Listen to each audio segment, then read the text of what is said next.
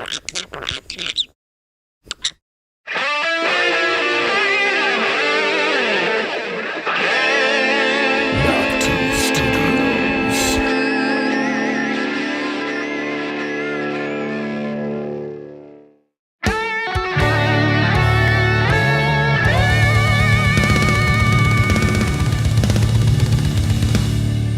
now, Knock 2 Studios presents Common Censored.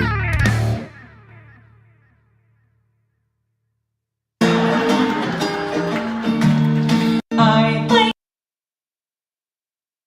like writing on walls. Fuck you, society. Damn, this is actually a door, not a wall. Guard society.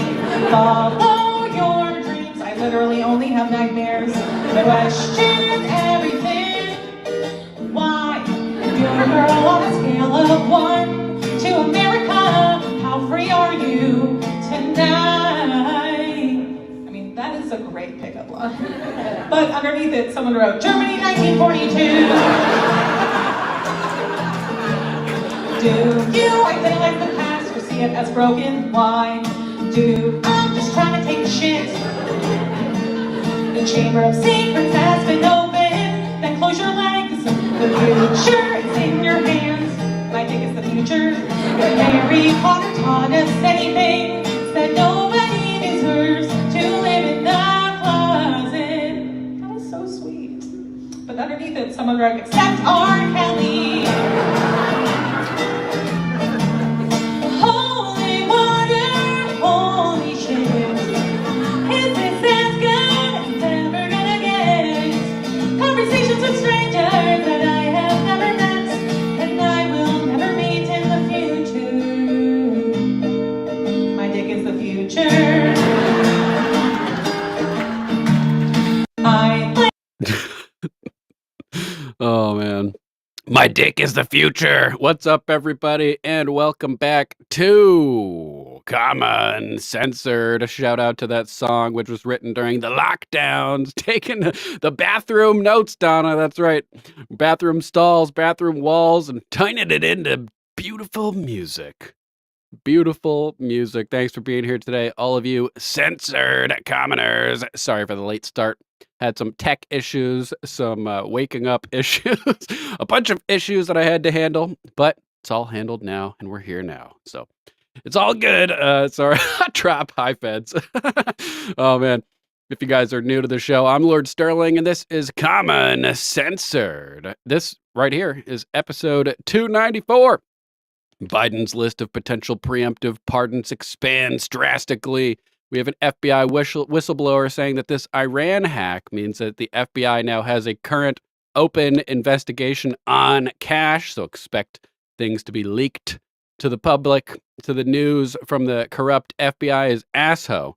That's virtually guaranteed at this point.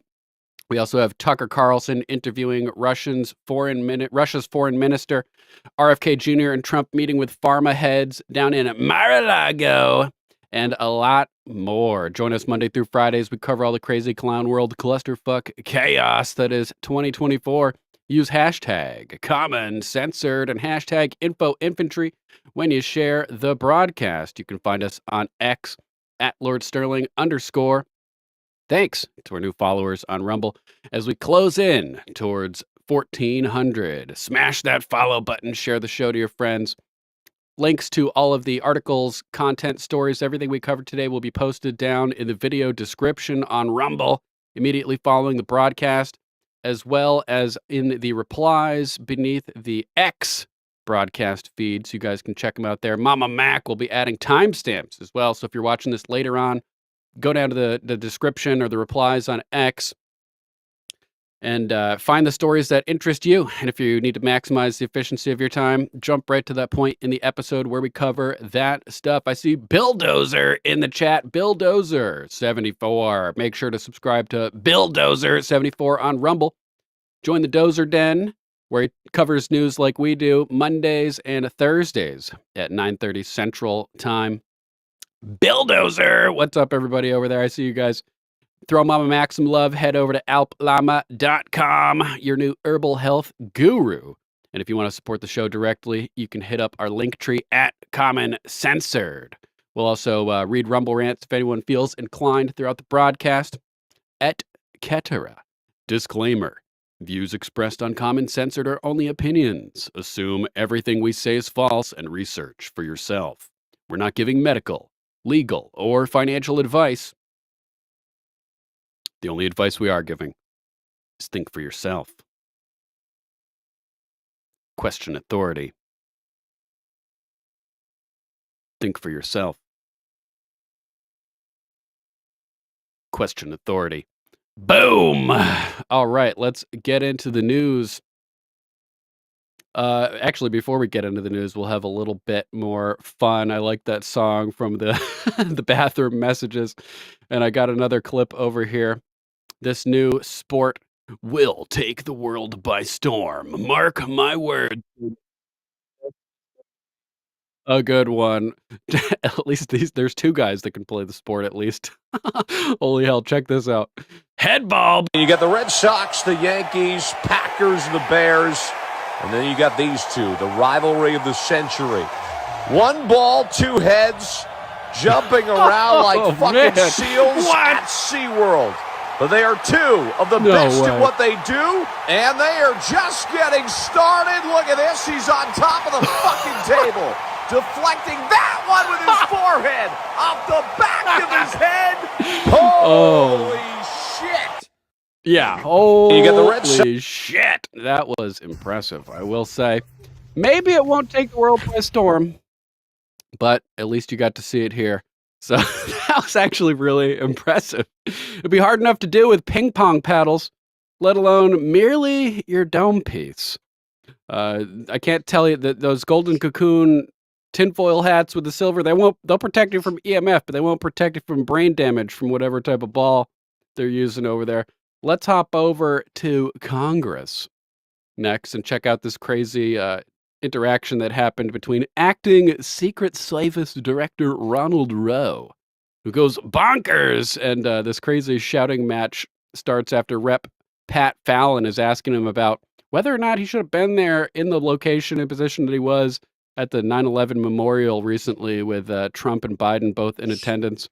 Let's hop over to X, give you guys the largest view of this that we can grab, and watch the chaos as it ensues. Tom Elliott posted this.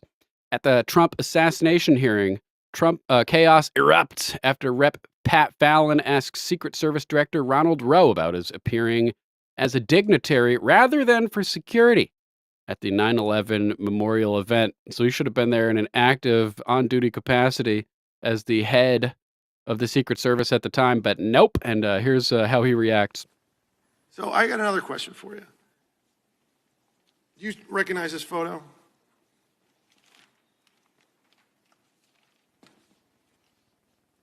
Yes, sir, I do.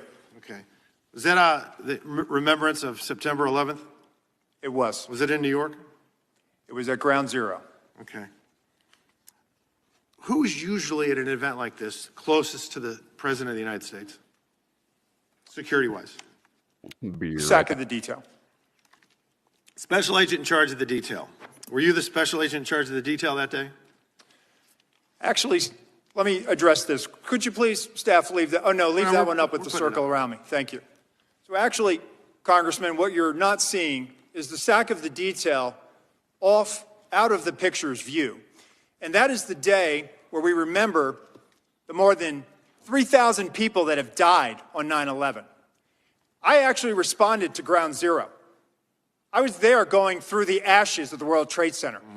I was there at Fresh Kills. I'm not asking you that. I'm asking you, Congressman.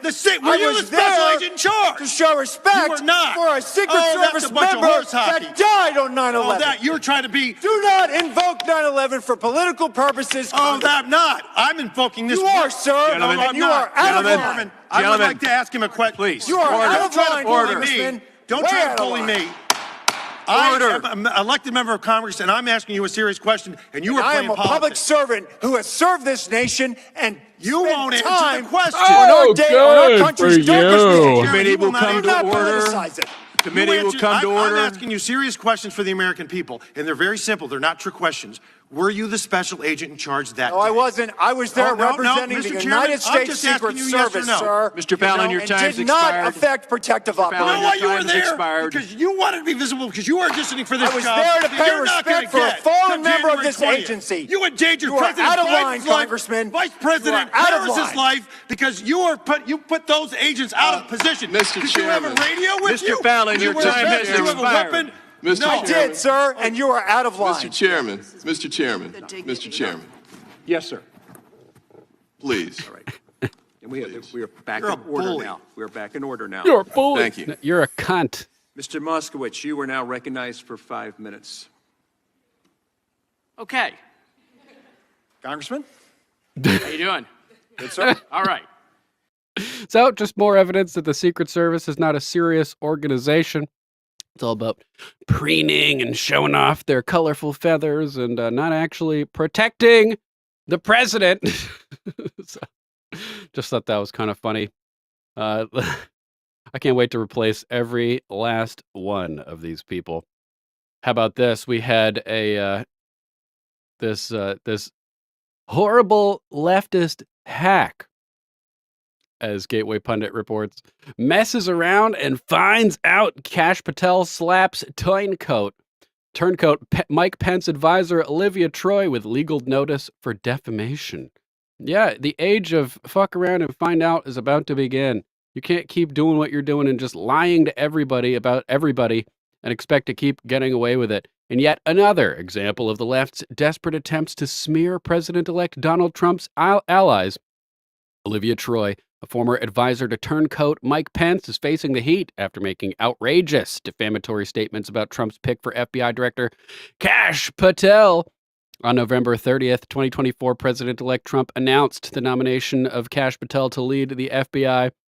But Olivia Troy, who has gained notoriety for her venomous tirades against her former colleagues, appeared on MSNBC's Joy Reid's show to launch a tirade against Patel. I worked with Kash in the White House. I was Vice President Mike Pence's counterterrorism advisor. So I had to coordinate with Kash a lot. Kash Patel is a delusional liar. Joe, yeah. Let me just be very clear about that. And he would lie about intelligence. He would lie about making things up on operations. I think Mark Esper has talked about that as well, Wow. where he put the lives of Navy SEALs at risk in an operation when it came to Nigeria. These are things that actually were happening in real time when he was in the role of CT coordinator in the White House. And I know this because at some point I realized that I needed to double check Kash's work to make sure that I wasn't misinforming Mike Pence by relying on his word. So I had to go around him. And this is a guy who openly has contempt for people in national security, for people especially at DOJ and the FBI. He made open comments like this. And so I think, there is a little bit of fear here from people where they know that someone like Kash Patel is fully capable of just doing partisan investigations, whatever it takes. It will be insane if he becomes the director of the FBI. And I fear for the law enforcement personnel there who are going to have to navigate this. And quite honestly, when I look at Kash Patel in combination with what is Pam Bondi going to do if she gets in as AG, is that top cover for him? I mean, these are all the things that concern me when I see all of these names being proposed for all of these different positions, because this is a very real risk and to the detriment of Americans, to be clear. In response, Patel's legal team wasted no time delivering a hard-hitting letter demanding Troy retract her defamatory statements within 5 business days. The letter exposed Troy's allegations as, quote, complete fabrications and accused her of knowingly spreading lies to malign Patel's reputation for personal gain. The letter also placed Troy on notice to preserve all documents, communications, and evidence related to her false claims.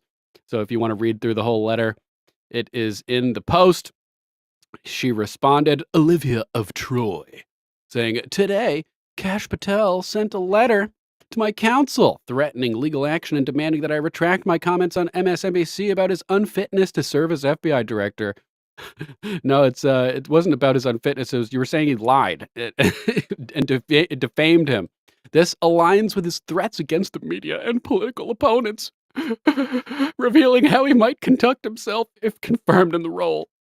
I stand by my statements. My priority remains the safety and security of the American people. I am not the only one who has expressed concerns about him, so why me? And so it begins. Yeah, and so it begins. You fuckers are all getting sued for your lies this time around. So get more than one lawyer. Get like 10 more lawyers because you're going to need them. Every single one of them. How about this? Let's hop over to Black Conservative Perspective put together a good compilation of news outlets calling for way more preemptive pardons for Biden's cronies. The presidential pardon was originally meant to and highlights some of their hypocrisy here too. The presidential pardon was originally meant to grant the president the power to temper justice with mercy.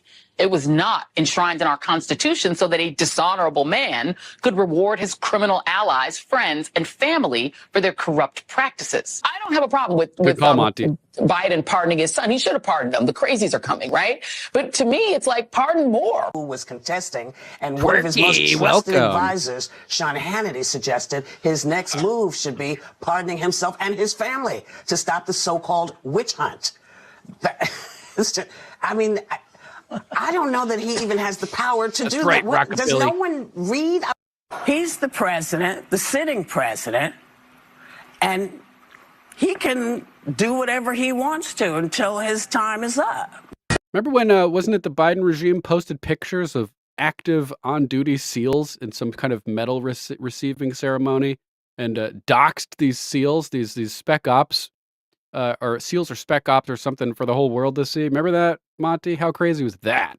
So this just in, President Biden is reportedly considering preemptive pardons before President-elect Trump takes office. Those could include Anthony Fauci, Liz Cheney, and even Adam Schiff. For what? Well, Lucas Tomlinson is live at the White House. Lucas, is this even legal? Well, it's certainly unprecedented, Dana, and many Republicans and even some Democrats on Capitol Hill think it would set a bad precedent. Now, earlier, Republican Congresswoman Lance Gooden from Texas had this to say about preemptive pardons. This administration is very cognizant of the fact that their Justice Department has been weaponized, that they have been in on an act of criminality throughout many stages of this presidency. Now, you mentioned some of the names off the top, Dana. According to Politico, President Biden's top aides are weighing this idea of issuing these preemptive pardons to current and former government officials ahead of President-elect Donald Trump's inauguration next month. And that includes former Congresswoman Liz Cheney, Senator-elect Adam Schiff, and Dr. Anthony Fauci. Fauci's been accused by Republicans and some watchdog groups of lying to Congress about the origins of COVID and his use of a private email account to do government business. Now, not everyone on that list wants a preemptive pardon. Adam Schiff telling Politico, I would urge the president not to do that. I think it would seem defensive and unnecessary. Boy, oh boy, oh boy, oh boy, oh boy. Once again, we got to talk about why the Democrat Party and the mainstream liberal media has become a complete and total joke to the American people. Okay, because Democrats have essentially had a mask off moment. They've had multiple mask off moments showing that their party, they do not live up to the values that they claim that they stand for. Okay, they're not the party of the law. Okay, they're not the party of integrity, of high character, of being above corruption, right? They're not. Okay, in fact, the Democrats are the party of bad character. They are the party of corruption. They are the party of hate. They are the party of bigotry. They're everything that they claim that they're not, okay? And they show you every chance they get, if you're actually really paying attention, that that's who they are, okay? And Democrats, once again, are showing us that they're not any better than the people that they criticize, right? The people that they claim are Nazis, are hateful. The guy that they claim is Hitler, okay, is a dictator. They're showing us, once again, they're not better than him, okay? Because Biden is considering preemptive pardons for people like Liz Cheney, Dr. Anthony Fauci, Adam Kinzinger, Adam Schiff, right? He's considering preemptively pardoning people that are on Trump's enemies list, right? Which is something that is completely made up by the liberal media. And they're trying to justify criminal saying, list. Well, Kash Patel leading the FBI. That's justification for issuing these preemptive pardons. Now, I want you guys to listen to Democrats and the mainstream liberal media defend this today.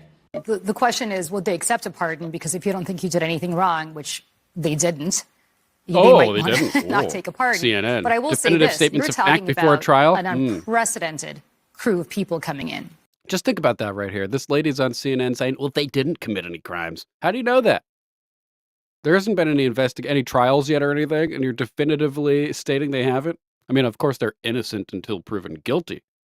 But you don't know if they committed any crimes or not, lady.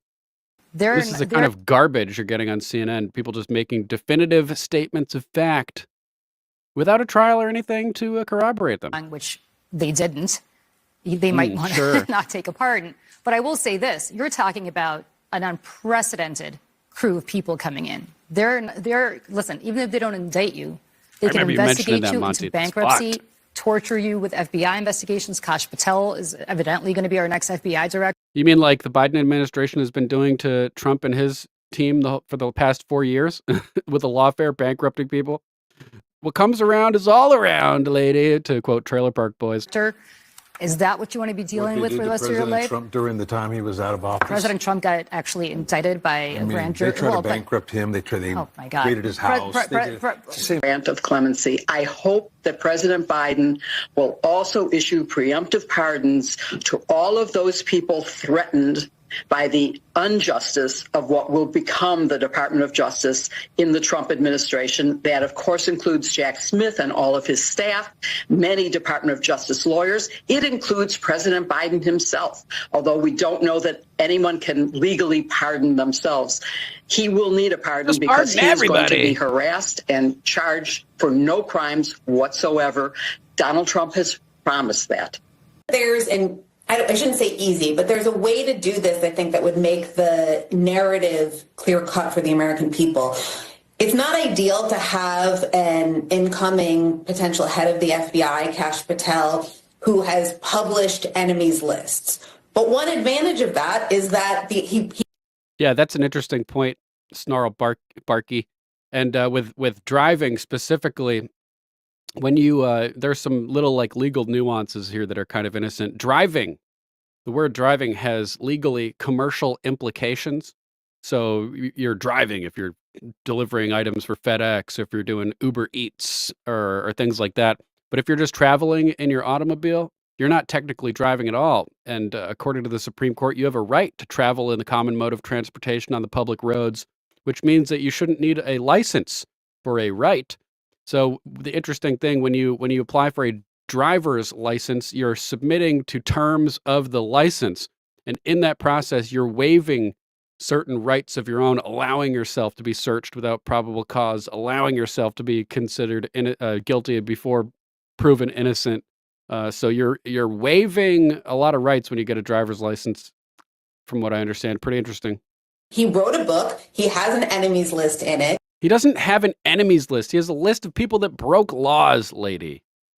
Oh, man, I hate the way that they misconstrue and skew reality to create this narrative fiction. So we know exactly who he has threatened to go after without cause. Just pardon everyone on it. Pardon everyone on it. Give a speech. Say, and this is one reason I wish that the president was a better.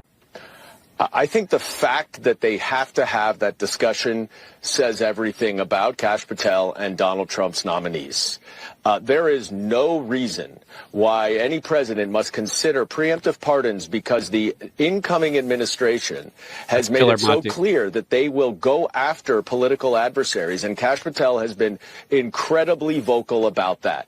And I hope that the Senate Republicans, who know Joe Biden very well and know he would not take something like this lightly, really consider the fact that that's even part of this discussion about Kash Patel. He is unqualified. He is unhinged. He has made it very clear that he is out for retribution. He is sending cease and desist letters and lawsuits.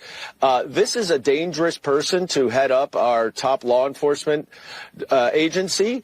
And just the fact that this is even part of the conversation says everything that the Senate Republicans should need to hear. Like, what are you pardoning Anthony Fauci for? What are you pardoning Liz Cheney for, who've not been charged or convicted of crimes?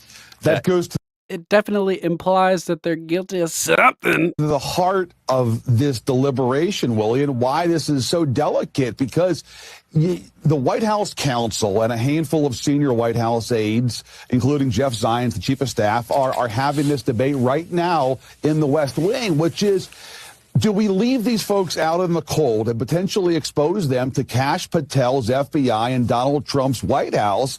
Yes. Yes, we do. We leave them out in the cold, just like they're leaving North Carolinians out in the cold. So yeah, we're leaving them out in the cold. Fuck them. For any number of charges or some kind of, show trial to get a measure of revenge. Show trial. Audacity. And at the very least, make them pay six figures in legal bills to avoid such a case. Or do we offer preemptively pardons to people who there's no proof they've done anything wrong whatsoever, and Willie may not want a pardon in the first place? That's a real tough call, because if you don't do it and Patel and company come after some of these people, and you had the chance to give them inoculation legally, that's a hell of a thing to regret. At the same time, do you want to pardon somebody like Liz Cheney or Anthony Fauci and suggest any kind of impropriety that could only add fuel to the Trump aggressors in the first place? It's a real tough nut. You agree with me? I don't have a problem with Biden pardoning his son. He should have pardoned him. The crazies are coming, right? But to me, it's like pardon more people and help more people. Your thoughts? Right. I don't know if I would trust someone who had the power to pardon their son and didn't, and left him to the whims, subject to the whims of somebody like Trump. But yeah, so you see that, you heard that, right? This is what they're saying today, okay? And before I talk about just how silly the media has become, right, and why these people, once again... Boom. You guys can check out the full video if you want. Link will be in the description on Rumble following the termination of our show. I just pulled this up from uslawbooks.com. Driver's licensing versus the right to travel. And there's a whole bunch of different Supreme Court cases and everything over here that list all of the details. Let's see. Right to travel. The forgotten legal maxim is that a free people have a right to travel on the roads which are provided by their servants for that purpose, using ordinary transportation of the day. Licensing cannot be required of free people because taking on the restrictions of a license requires the surrender of a right.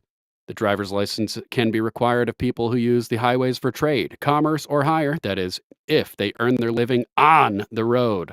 And if they use extraordinary machines on the roads. If you're not using highways for profit, you cannot be required to have a driver's license. I'll link this in the show notes as well for you guys, but all kinds of interesting stuff. For while a citizen has the right to travel upon public highways and transport his property thereon, that right does not extend to the use of the highways, either in whole or part, as a place for private gain, like if you're delivering goods. For that latter purpose, no person has a vested right to use the highways of the state, but it is a privilege or license in which the legislature may grant or withhold its discretions. Common. Let's see.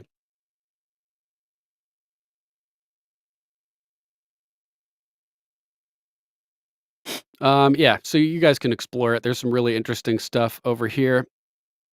I'll add it to the show notes.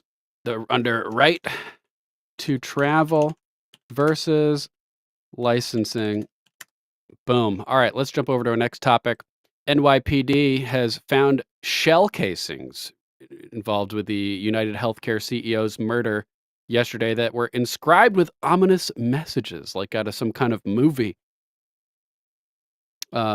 Crazy stuff. Let's hop over and check out what Elijah Schaefer is saying about it.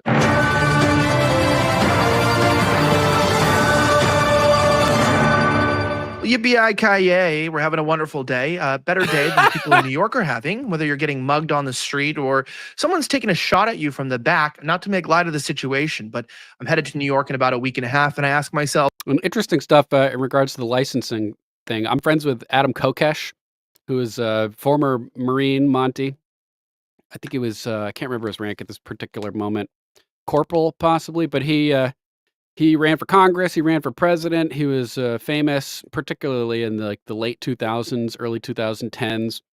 And he's living out in Arizona and got arrested for driving his truck without a license plate and driving with no license. And they basically ended up dropping all the charges against him. And so now he drives his truck around Arizona with no license plate, no nothing. And beat the lawmen when it came to them trying to charge him for it. There are similar cases and case law up in Canada as well, with people who have asserted their rights to travel and gotten around the trickery of the driver's license system. Pretty crazy. What the hell am I thinking? Well, one individual, the CEO of United Healthcare, who recently was assassinated in the cold blood, turns out that perhaps this was not motivated by a love triangle gone wrong, or even perhaps due to a robbery, but actually out of spite towards a CEO, either out of a hatred for capitalism or also a mutual disdain for the insurance company that was known to cheat at least 1/3 of its patients, and they say customers, out of insuring their claims. Listen to this. Jim Hoff reports that detectives uncover a chilling clue in the United Healthcare CEO's murder. Shell casings were found inscribed with a message. Detectives investigating the assassination of the United Healthcare CEO, Brian Thompson, have uncovered a potential motive.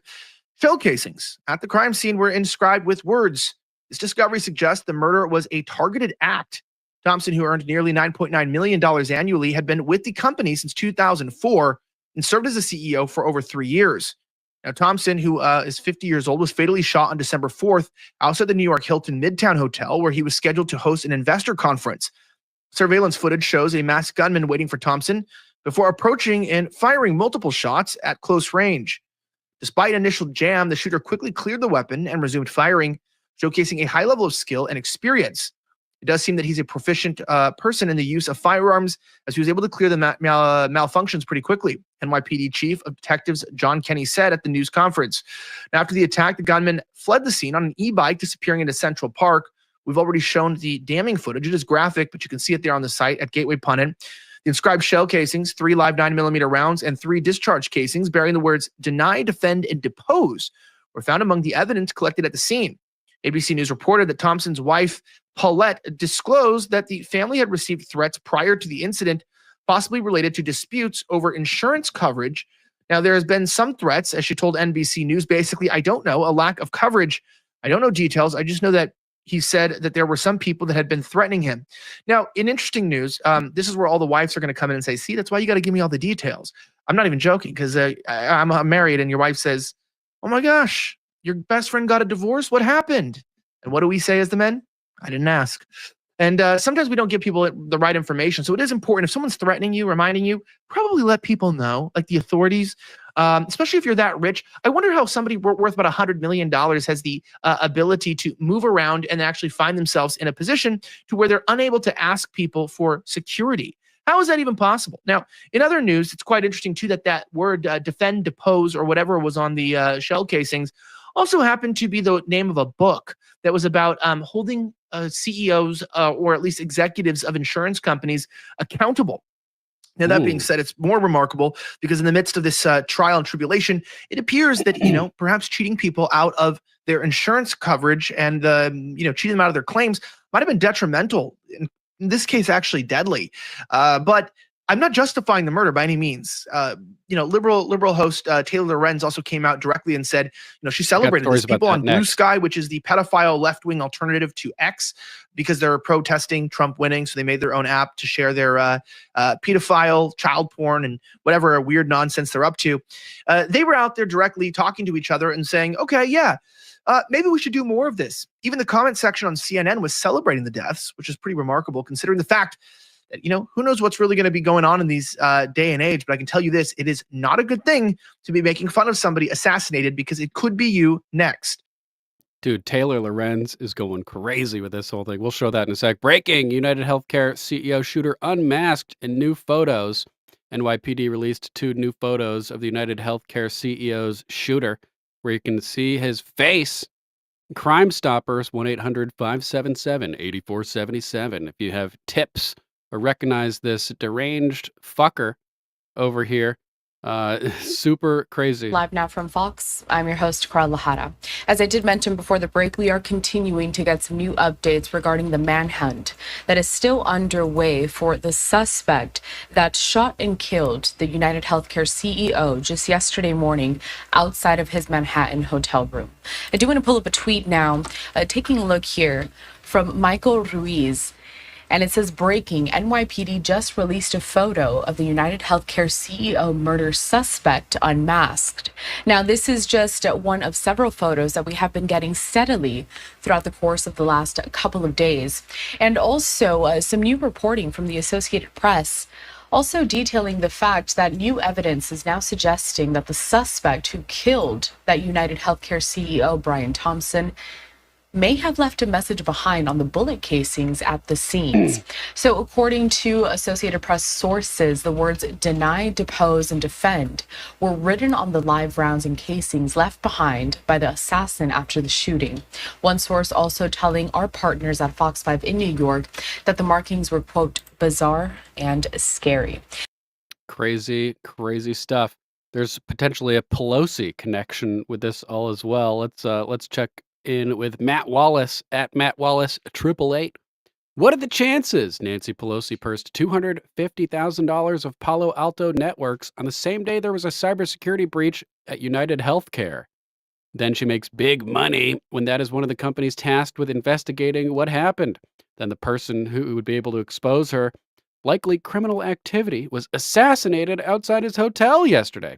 What a coincidence! Right before the Trump DOJ would have a chance to investigate everything. Here's a link to the footage they don't want you to see to share this rapidly before the FBI takes it down. Let's hop over and see if he's got details.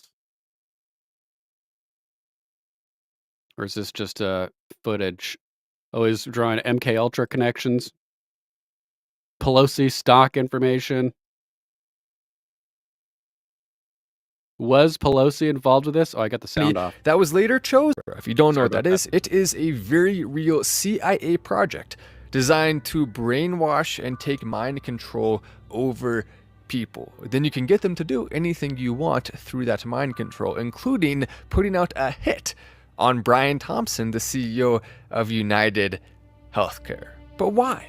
Who would want to kill Brian Thompson? Why would someone want to do that? Well, take a look at this. On February 21st, 2024, United Health discovered a cybersecurity breach. On the same day, Nancy Pelosi made her second purchase of call options in Palo Alto Networks, a cybersecurity company that was later chosen, what a coincidence, to investigate their breach. United Healthcare CEO Brian Thompson was then taken out by a masked individual today in the middle of a federal investigation led by the U.S. Department of Justice. What a coincidence, right? There was a hearing that was coming up. He was going to testify in that hearing. And of course, now he's literally the fall guy. He has a family, a wife, people who love him. And yet here we are, taken out in such a brutal fashion with almost no chance at all to fight back. Here's a picture, by the way, of the individual, a little bit more zoomed in. If you do know this person, have any clues, any tips, very important. The nose stands out to me. It's a little bit weird, potentially too big, maybe the fake. I don't know, but we're going to continue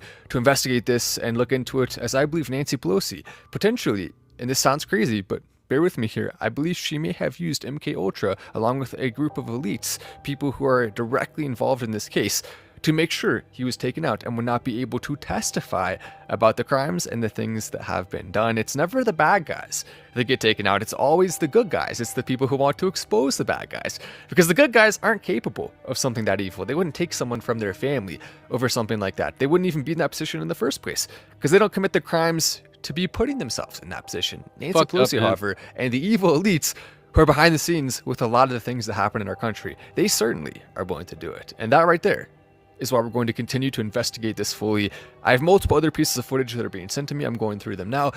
Subscribe, follow here on Rumble with notifications on to stay updated in real time as I continue to post these. I'm Matt Wallace, and I'll see you in the next video.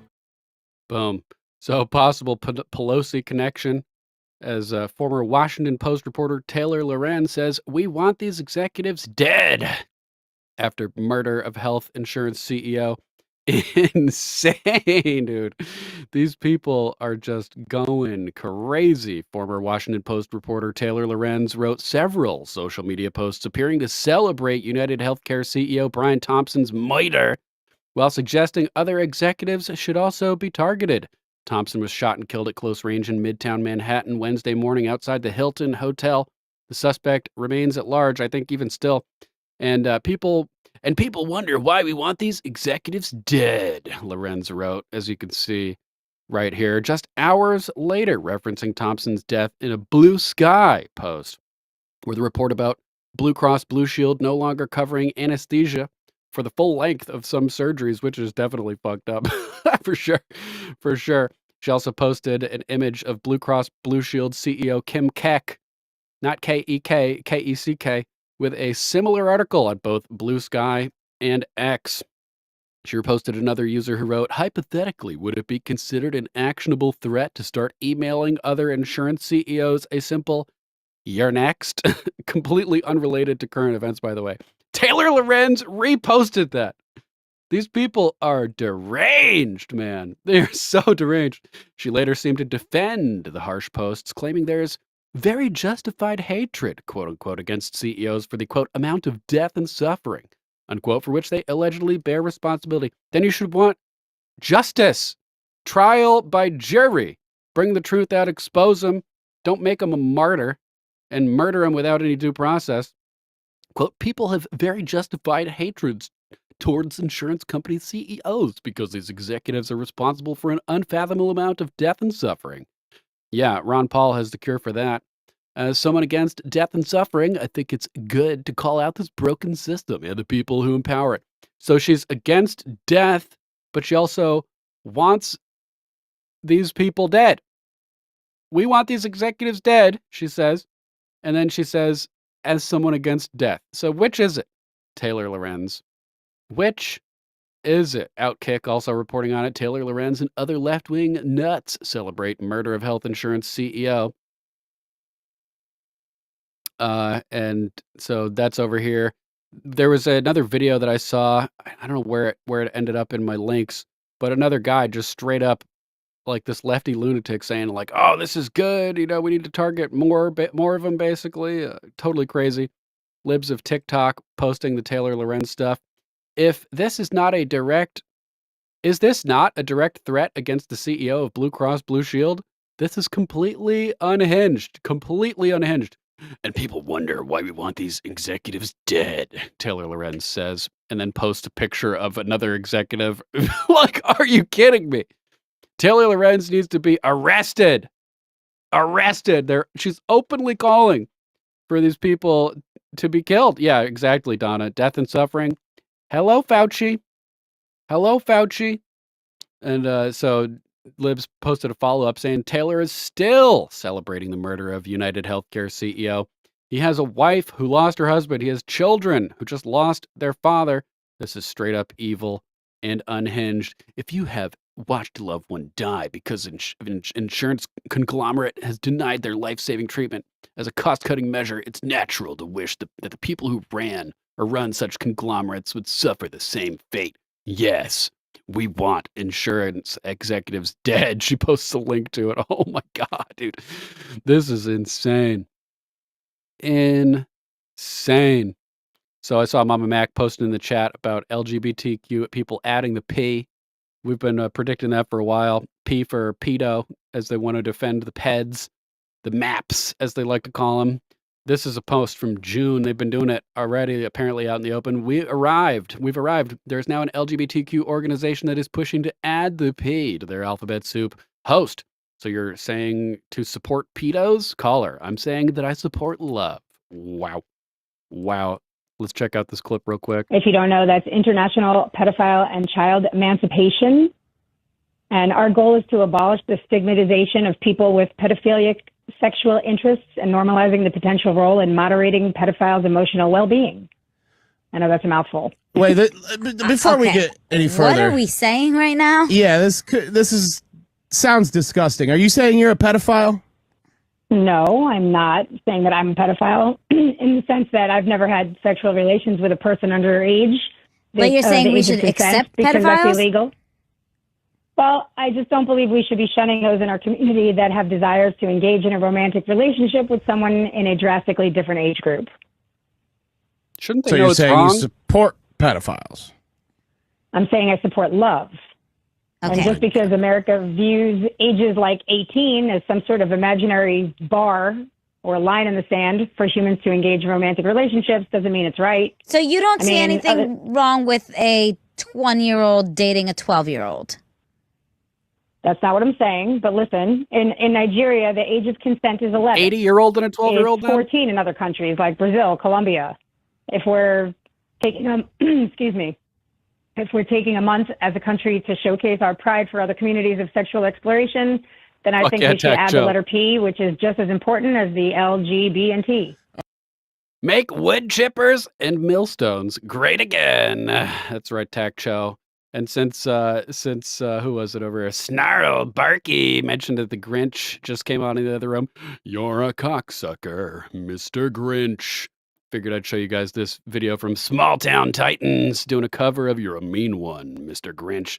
Listen to this guy's voice, man. This guy's voice is off the chain.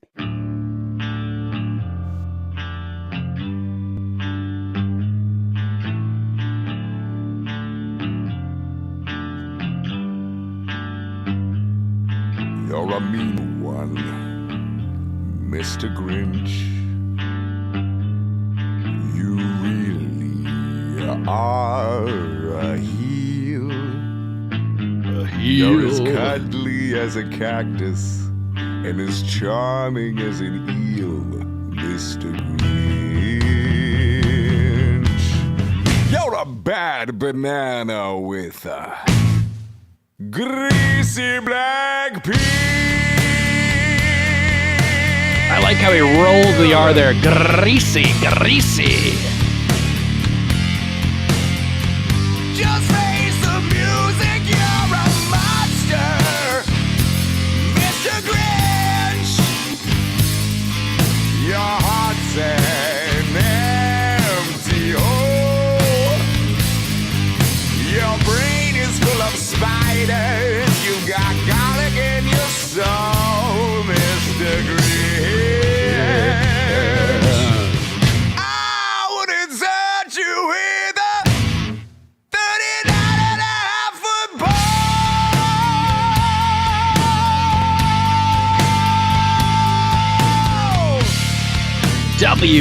WF84, welcome.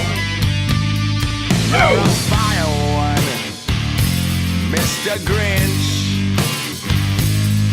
You got termites in your smile. You have all the tender sweetness of a seasick crocodile, Mr. Grinch.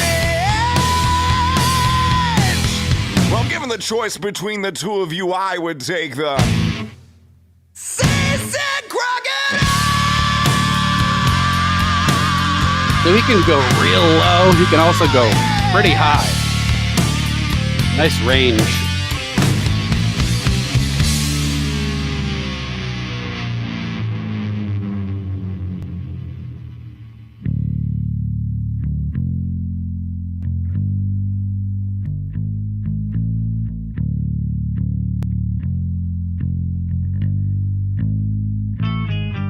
Not sure if I'm familiar with Mike Patton. Mr. Grinch. You're a nasty, Donna. wasty skunk. Your script, Donna. Your heart is full of unwashed socks and your soul is full socks. of gunk, Mr. Gunk. Grinch. The three best words I would use to describe you are as follows, okay. and I quote: Stag! Stag! Stag!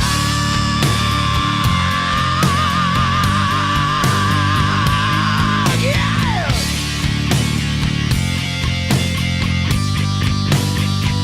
Oh, yeah, yeah!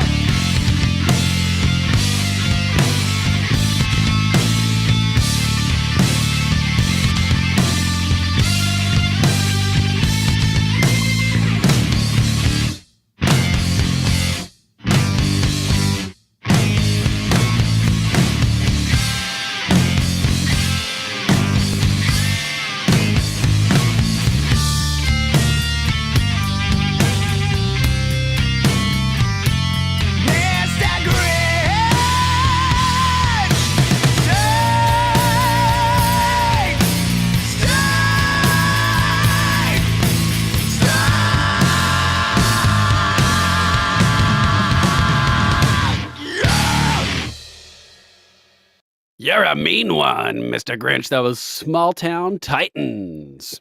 And I just posted the link in the chat on Rumble if you guys want the link.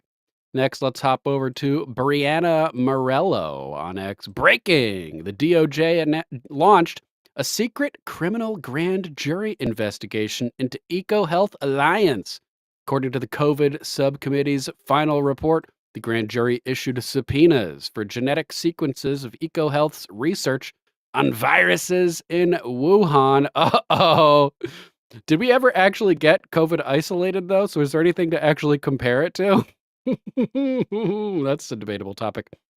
They also subpoenaed the communications of EcoHealth's president, Dr. Peter Daszak, Dr. Shi Zhengli, and the so-called Bat Lady in the Wuhan lab who handled COVID. She's going to be detailing this tonight with Tom Renz. Right now, probably they're doing the interview. 7 p.m. Eastern Time, this interview is going to take place. EcoHealth was subject to numerous federal investigations regarding both its potential role in the COVID-19 pandemic, but also multiple accusations surrounding violated federal grant policies.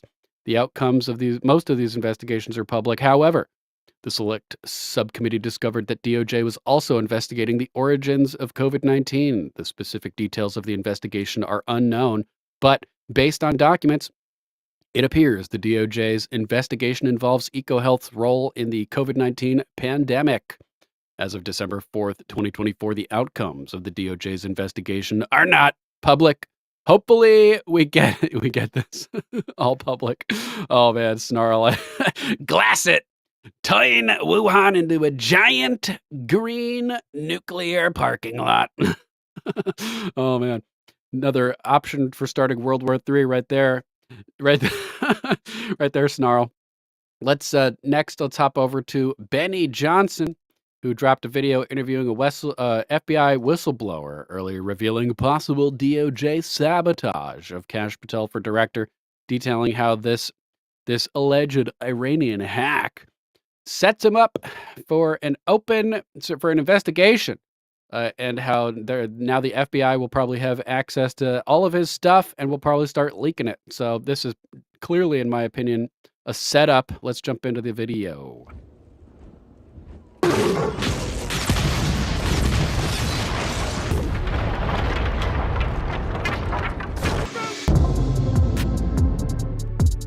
Steve, how you doing, brother? Great to be here. Thank you for the invitation. Bro, the stuff that I'm watching with Kash Patel. Did Iran actually hack Kash Patel, or was Iran actually some of the people who used to work with James Comey and Andrew McCabe? Let me drop some knowledge on you. Please. So the FBI has their rule book. It's called the DIOG, Domestic Investigations Operations Guide. And there's a portion in there, it's called Appendix G. And it basically stipulates that the FBI can open up a full counterintelligence investigation on anyone who they believe could be the target, like the victim of a recruitment scheme from a foreign actor.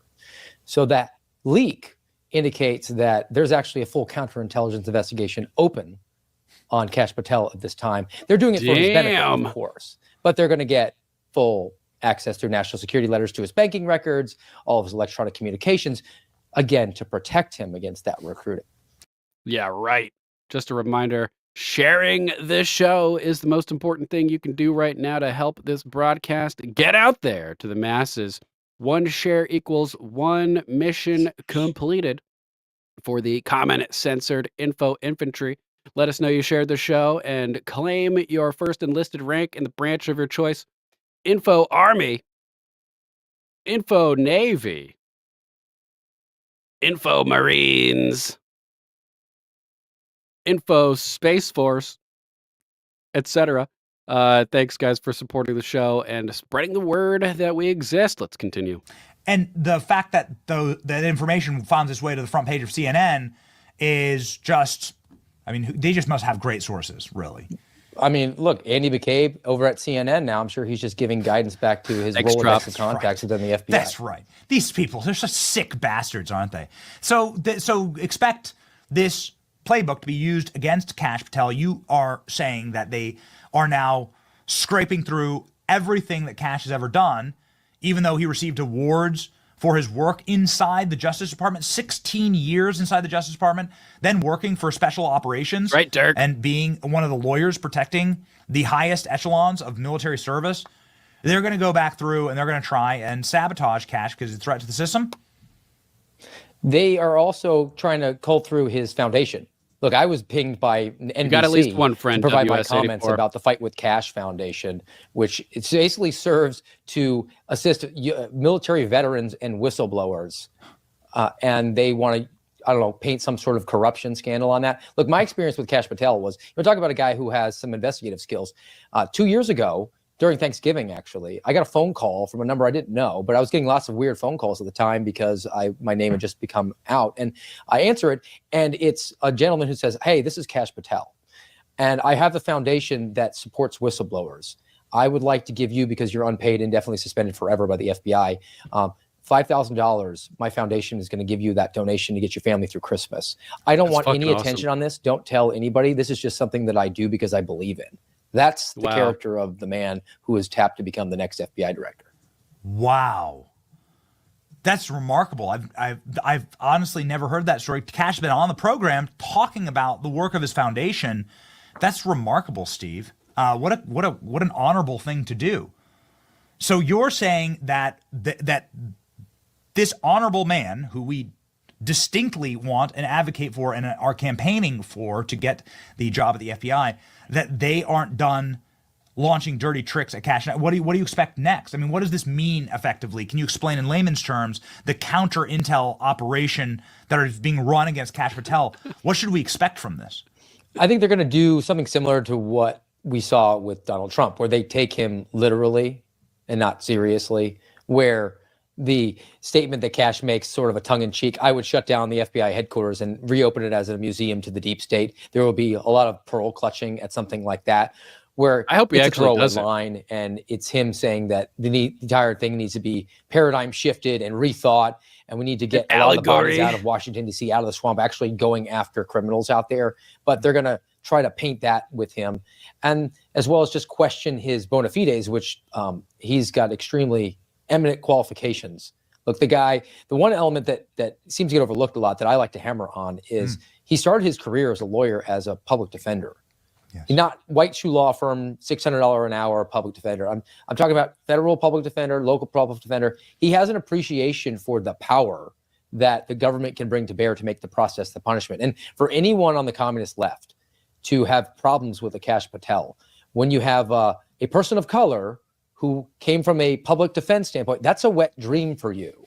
But it just sort of shows that they are not really about the messaging that they push out there, because they're outcome driven. They're not really process driven people. So should we expect a Kavanaugh style, Donald Trump style, Russiagate op to be launched against Kash? It does seem to me, Steve, that the FBI is the birthplace of all dirty tricks, is currently housing the Epstein list, the Diddy list, all of the Biden files that they refuse to give to Chairman James Comer, who's just on the program. This is ground zero for every op that has been launched against the American public. I mean, let's not even talk about January 6th and how many FBI agents might have been in the audience, in the crowd, and how many of them behaved illegally. It seems like this is like the vanguard. This is what they're this is Helm's Deep, man. They must defend this place. And if we breach the ramparts Helm's here, Deep, Mama then Mac. it's kind of over. And that's why they're gonna, I think, do everything they can to keep Kash from getting the chair. We'll go into the DNA of the FBI, right? Please. You have Hoover, who basically had DROG on everyone in order to keep the agency going. And what's amazing is you go to the old timer agents who even served underneath them. He is still a beloved figure. I think that his intentions, be it as they may with having the derogatory Oppo research on people, were just for the Bureau to attain a place. And he really came from a position of wanting to root out communism. But be that as it may, he had his pros and his cons. Kash Patel has a chance to become the most beloved director since Director Hoover, because he's going to come in and he'll be confirmed. I'm actually feeling more confident now as I'm seeing like a Ted Cruz come out and speak on his behalf as somebody who's respected and sort of comes from the conservative side, but at the same time has the chops and is respected across the entire caucus of the Republicans. But he's going to come in when the FBI is at its absolute depths, absolutely no trust from the public. And he's going to do something along the lines of the Twitter files. Just open up everything, because he's starting with a fresh slate. He's not going to come in and get co-opted and then all of a sudden have to protect the agency. He doesn't have the rosy colored glasses in front of him like so many of these directors do that are just struck by the mystique and aura of the Federal Bureau of Investigation. He's actually seen the corruption because he worked on Russiagate. And let's reveal the Epstein files. Let's reveal the P. Diddy files, the Vegas shooting files, the Covenant Christian cover-up. Yes. Let's get to all of those things so the American people can know about it and say, hey, look, we are coming to you and saying it's a new day. Can you give us this one chance? Because otherwise, there is no way forward for the country to exist with a secret police force, the FBI. Yes. Okay. So you hit on a couple of scandals that there's too many to really enumerate. It's hard to actually keep them all in line. Now, based on your deep and institutional understanding of the FBI, what would you advise Cash to do first to amend the system? Would it be the D class, the full D class? What about the mass exodus that we keep hearing about of people that would mass resign? I mean, would you welcome that at the FBI? Oh, I would absolutely welcome it, because the people that are going to be backing out are doing things. They're professionally useless people for the most part. They're political ideologues who are going to take this protest and take their ball and go home with it. Most of them aren't, because most FBI agents are financially beholden to the Bureau. They live hand to mouth, paycheck to paycheck, which should really render the American people very concerned that their premier law enforcement agency is filled with compromised people outside of the political activists. That's not going to happen. But what I would advise Cash to do, a couple of things. One, eliminate the quota system, the IPM, integrated program management, that said, right, when you have quotas, you need to get a certain number of arrests, etc. Just prosecute crimes that exist, that you find. Don't go out there and juice the numbers to meet your quotas. It drives me freaking crazy. Cops do the same thing. As the FBI has to open up a certain number of cases and arrest a certain number of people every single year, that inversely perverts the incentive structure for law enforcement, because now they're incentivized to bring crime up. Let's use the law as a weapon to get our stats up so that we can go to Congress and say, give us more funding. So our senior executives can get bonuses, because they get bonuses when their underlings arrest the right number of people. I would also do away with the intelligence collection apparatus that they have. That's the secret police force. That's a Stasi thing. Tactical intelligence. I go to my intelligence analyst and say, hey, what's the license plate of the bad guy that I'm going after? So if I see him, I'll know, right? But just opening up a case on Benny because, I don't know, I got a funny feeling about that guy. Let me dig into his records, which is what they do now. That needs right. Show me the man and I'll find you the crime. Stalin, right? Needs to go away. And then also just revamp the way that they're actually bringing in the personnel, which since 2009, when Barack Obama took the reins, the personnel have been brought in have been essentially all Marxist communists. And they are bought in wholly to the power of the FBI. And a lot of them, because they're DEI, are not capable of doing the job, and they know it. So they will just follow orders in order to keep that gravy train. I mean, 5 years into the Bureau, you're making $130K, 50 paid days off a year, 3 paid hours a week to work out, work on your mental health. It's a pretty sweet gig. 50 days off a year? 50 days? 50 days That's between insane. all of it. What? I don't think we take 50 hours off on this program. Yeah, I don't know. Killer got a Clive link, over Snarl? here. We've slept in the studio. That's insane. Well, I haven't slept since Nam. Yeah, that's right. Hey, poor ALX. If we take 50 minutes off and we miss something on X, I'm like, what? Got it. Got it, Snarl. That's garbage, dude. That's garbage. I don't know. There's this post. ALX, can you find that one post that FBI agent that was kneeling, the famous kneeling BLM FBI agents? I just really quickly, while I have you here, Steve, want to get your take on this. That's crazy, Jay Monty. Imagine that a quota on murders. They're out there like giving guns to people, like, we need more murders. So, like you can't incentivize the creation of new crime to meet quotas, which is exactly what you're doing in that case. Like the FBI setting up people like with the Gretchen Whitmer kidnapping plot and everything, where they create a patsy, they give them the plans, they give them the plots. and then they use those big blockbuster arrests to justify their future budgets and to meet their quotas. It's insane, man. ALX will grab it. I'm sure you know the photo. Yeah, it's the Neil Team 6. Neil Team 6. That's it. Meal Team 6. That's exactly right. Boom. So if you want the rest of this interview, link will be in the description after the show. Let's jump over to Ashton Forbes next. I just saw this scrolling through X a moment ago. He posted this 19 minutes ago, probably like 21 minutes ago now. People have been explaining how UFOs use zero-point energy for decades. We just haven't been paying attention. Speak for yourself. I've been paying attention. I've been talking about it since the start. At some point, someone realized a ball of plasma can become an autonomous drone, and we don't need to have pilots on board. Looks like a kind of a cool video. Let's see what's going on here.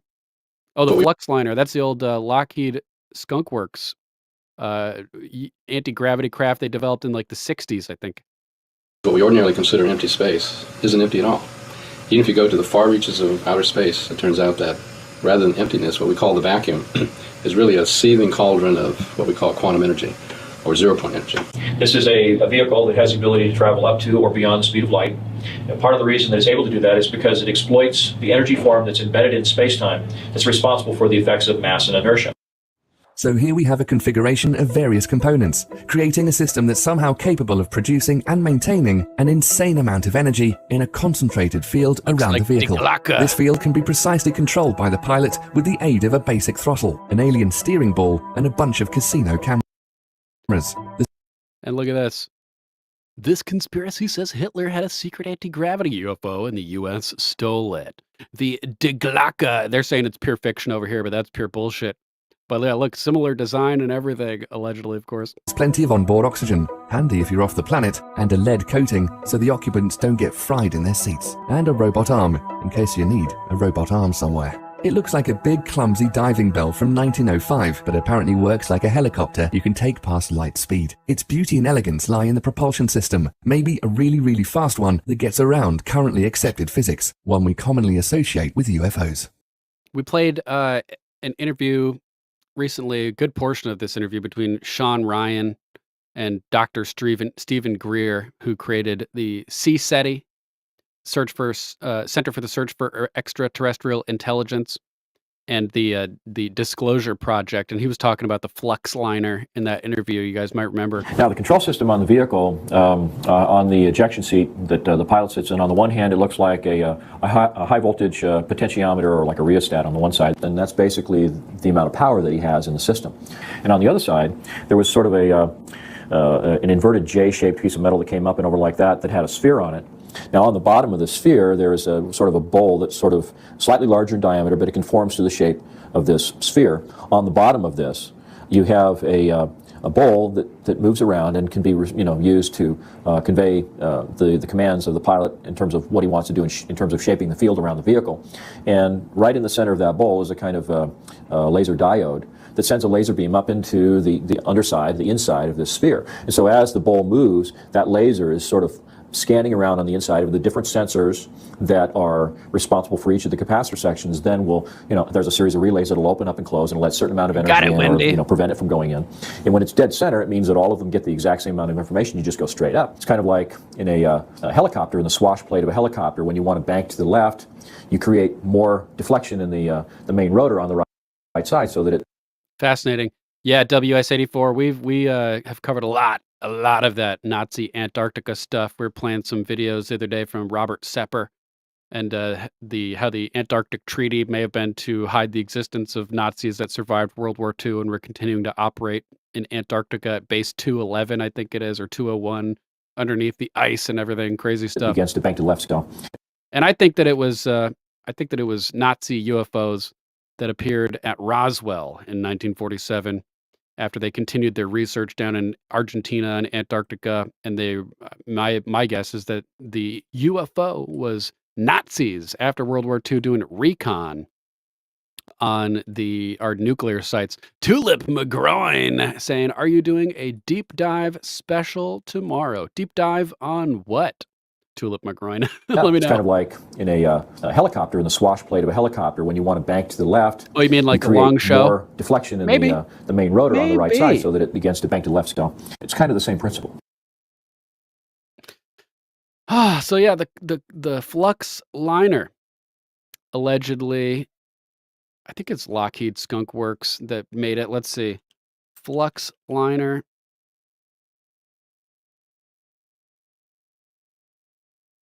ResearchGate, Flux liner.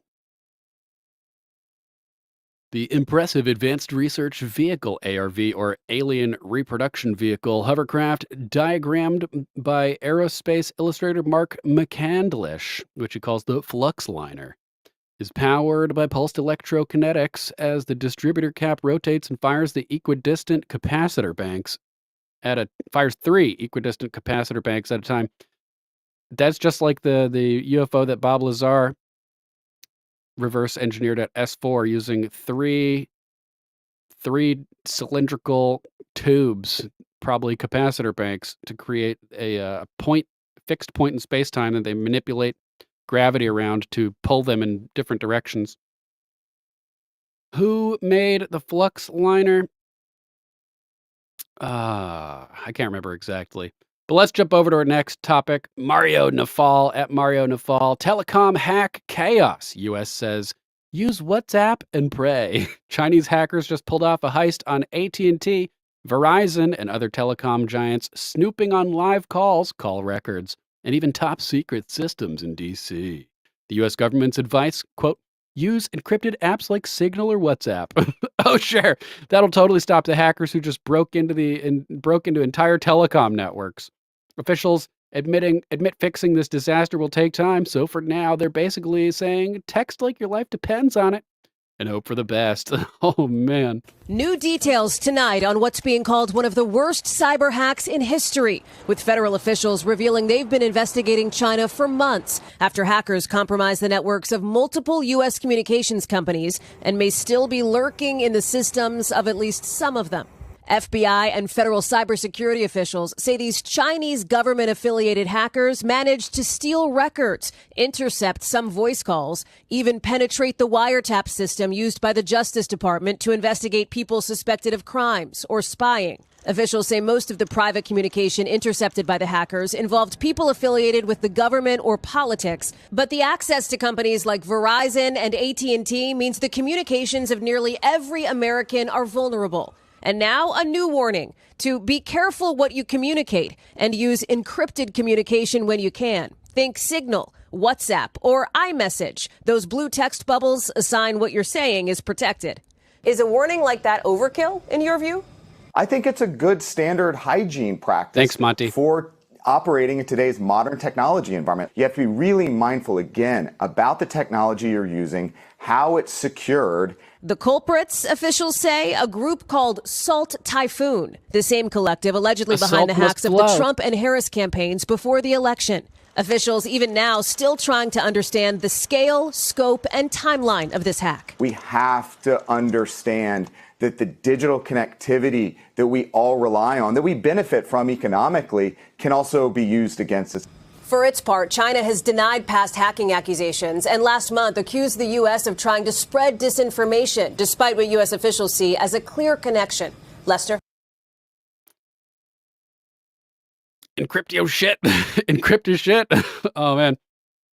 Monty just posted this one in the chat. House Republicans vote to block release of the Matt Gaetz ethics report, saying, not sure if this is a good or bad or indifferent, Monty says. Screw it. It's good. Let's just roll with it. He was never charged. Chamber votes 206 to 198 against publication of report into former Florida representative who resigned last month. So good for you, Gaetz. No reason to rehash all this stupid, contrived garbage, in my opinion.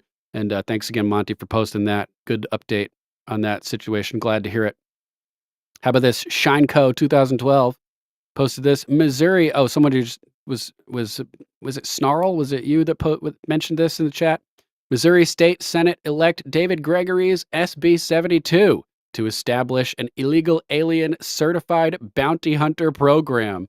The program would allow Missouri residents who makes a report in which an illegal alien is arrested to receive $1,000.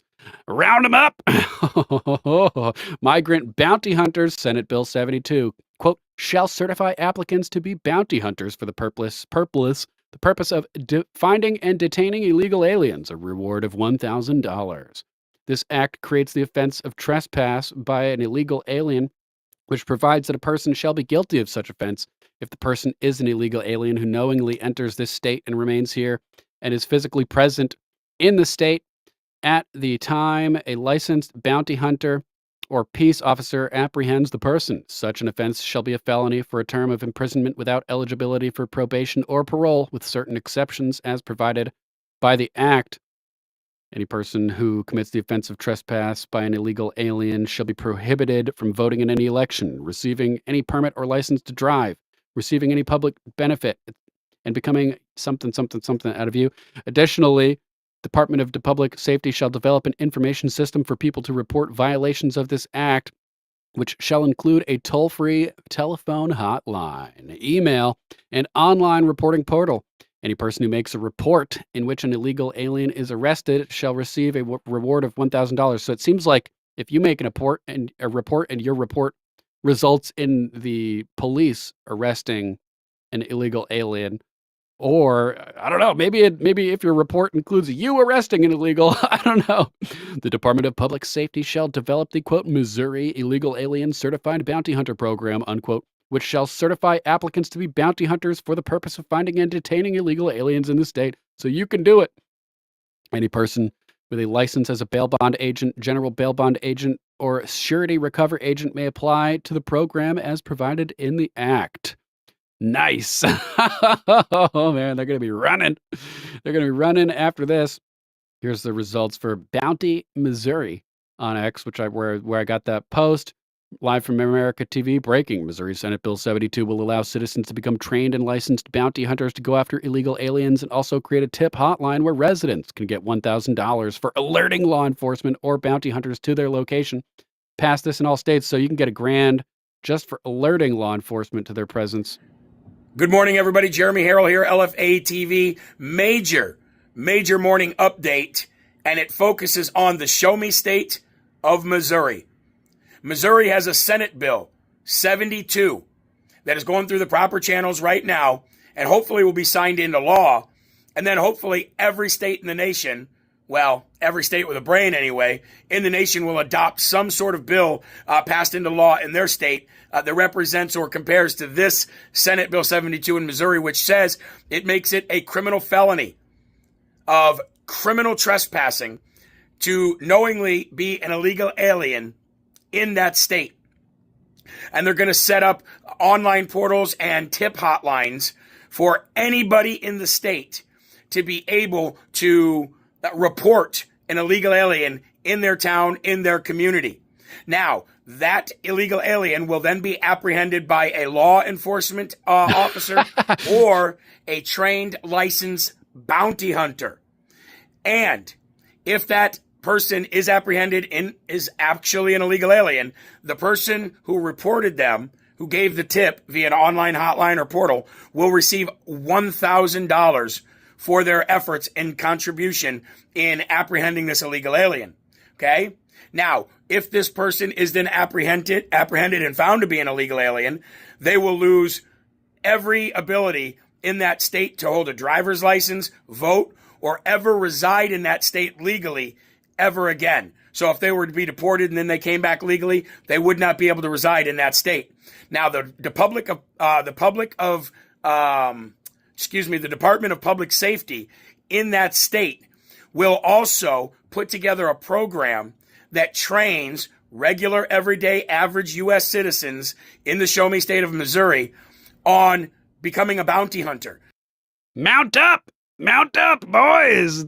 Let's go! They will put them through the program, and they will license them, which then gives them the opportunity and the ability to legally Mount up, go regulators. and apprehend these illegals. It's basically like deputizing the public. I wonder who said that 2 years ago. Everybody here on LFA TV, big shout out to our audience and our host. That's right, ladies and gentlemen, Missouri Bill 72 will make it a criminal felony of trespassing if you are knowingly an illegal alien who crossed the border the wrong way and reside in that state. You'll not only lose every right in the future for that state, for yourself, but you'll also basically have a target on you from everyday citizens becoming legal bounty hunters and apprehending you. Congratulations to the Outlaw Dogs. Both their teams won their first varsity swim meet tonight. Go DV Water Warriors! Awesome job, Outlaw Dogs. The swim coach winning the matches. Good stuff. Thanks for the update. Good to hear it. And the people that gave the tip or contributed to that apprehension via an online portal or a hotline, a tip line, they'll receive $1,000. So win. Yep. Win. Don't forget to check out my interview with the Outlaw Dogs on Rumble. The Outlaw Dogs on Rumble. Give her a follow. Watch the interview. Leave a comment. The only one who doesn't win is the illegal alien that is trying to game the system and be here illegally. And just so you know, we're coming for you. And I hope every state in the nation adopts this same law. This will very, very much assist Donald Trump and Tom Homan and speed up the process to make America great again. Jeremy Harrell, LFA TV, rumble.com/LFA TV, 11 a.m. Eastern Standard Time, 2-hour show every day. Also simulcasting on X at LFA TV US. 2 or go hours. to www.lfatv.us. God bless you guys. Let's do this. Nice. Good stuff. Yeah, hopefully that goes nationwide, baby. How about this? From Bricks News, just in, Russia's Dmitry Medvedev says U.S. Secretary of State Antony Blinken is a, quote, rare kind of degenerate because he wants the U.S. wants to lower the mobilization age in Ukraine, meaning 18-year-olds will have to join the war. Yeah, he's definitely a rare kind of degenerate, I would say, especially considering they haven't even had open channels of communication with Russia for the past 2 years, as we learned from Tucker Carlson's interview preview video that he dropped yesterday that we played on the show. And in the third hour of the broadcast today, we're going to hop over to Tucker's interview with the foreign minister in Russia and take a look at that. Next, let's jump down to Washington, D.C. We had Doge going down there, making an appearance. Musk's efficiency plan has been discussed on Capitol Hill. Elon Musk, along with Vivek like Cake Ramaswamy and House Speaker Mike Johnson, visited Capitol Hill on December 5th, 2024, to discuss reducing the size of the federal government, potentially cutting the number of agencies from 428 to 99, apparently. Mike Johnson has come out in favor of this, cutting the number of federal agencies from 428 to 99. I'd say bring it down to 9 maximum. Quote, continuing their initiative, known as the Department of Government Efficiency, DOGE, aims at significant budget reductions in the trillions of dollars. Musk also made the visit a family affair by bringing his son, referred to as Lil X. Lil X. So hardcore. Senator John Thune is asshole, posting a great discussion today with Elon Musk on his goals for the Doge. Looking forward to working together to improve government efficiency and get America back on track. The Doge. That's an interesting way to put it. Like referring like he's boomering over here, like saying, I was on the YouTube the other day. Just Doge. On his goals for Doge. We don't need the. It's too much. Too much. Here's Elon with his son, Lil X, on his shoulders, walking around through the Capitol building. Team Doge at the Capitol Hill today. Vivek, Elon and his boy at the table and everything with Mike Johnson. So crazy, man. So crazy. We got Benny Johnson posting over here as well, saying that breaking, Speaker Mike Johnson says he supports Elon Musk's plan to reduce the number of government agencies from 428 to 99 to Wayne Gretzky levels. Understandably. But, you look at the example in Argentina, Milei there, the president. You mean Argentina? Has cut 10% of the workforce. He has shuttered 13 government agencies. He's doing things that nobody thought was possible, that economists... Los zurdos de mierda. You can't do that. You can't do that. And he's doing it. Musk wants to take government agencies from 428 to 99. Can it be done? We certainly hope so. We want to be willing partners in that, and we have a new ability to do this now. Remember, the Supreme Court overturned the Chevron doctrine, right? That's a game-changing kind of situation. Not in my lifetime, but we had the opportunity to go in and really take back control from the administrative state. For a long time, they've been acting as judge, jury, and executioner on the rules that they make on industries and small business owners and the rest. So we have the ingredients, we have the conditions right now to actually be able to make really dramatic change. And of course, he's referring to the Chevron deference doctrine, where the executive branch departments just do whatever the hell they want. And we're going to go through. Understand. I gotta grab Loki. She's she's chewing on things she shouldn't be chewing on over there. Hold on a second. Come on. If you're new to the show, that's Loki, our mascot. So yeah, Mike Johnson's behind it. Here's some footage from the press conference that they held.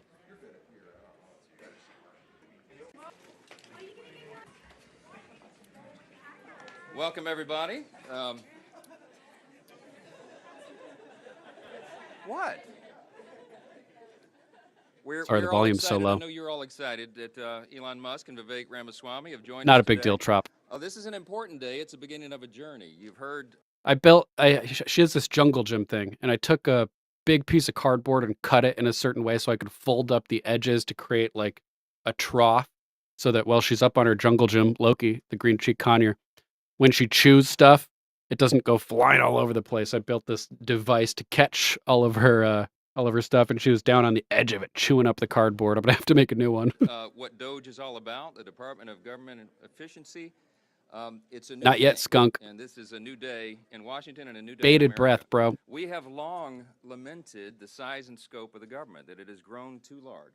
And let me be frank about this: government is too big. It does too many things, and it does almost nothing well. He's that tiny. The taxpayers deserve better. They deserve a more responsive government, a more efficient government, one that is Good one, leaner Donna. and more focused on its primary objectives. And that's the opportunity that we have here now.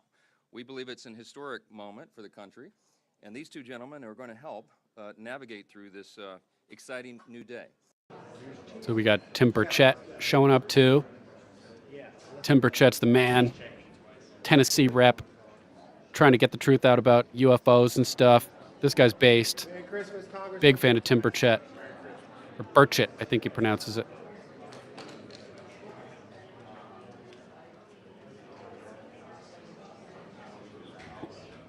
It looks like we can't hear him.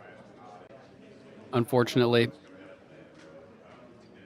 We're not going to watch the whole thing or anything. Super long video. There's a lot of work that's been going on for years by a lot of members of Congress to identify very specific items of waste. And so rather than reinventing the wheel, we wanted to share those with Vivek and Elon. Stay tuned for more to come. Yeah, let him slash it all. MTG shows up, it looks like.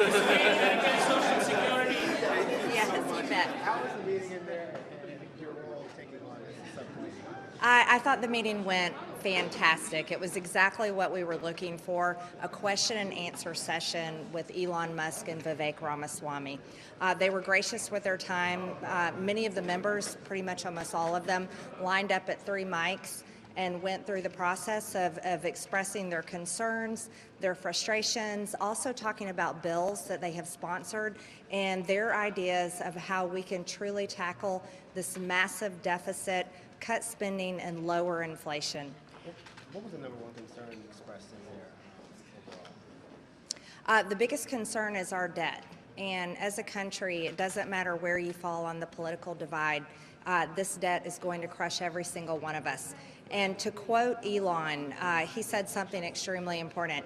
Every single payment that the Burchett's federal on his way government out? pays out, No. we need to be checking those payments to see if they're legitimate.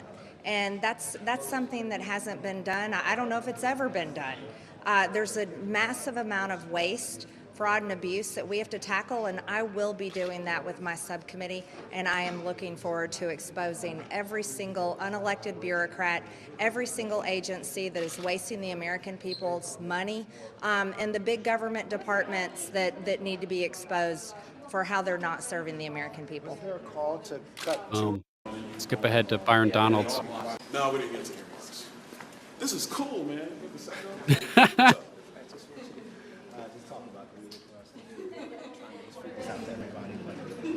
Okay.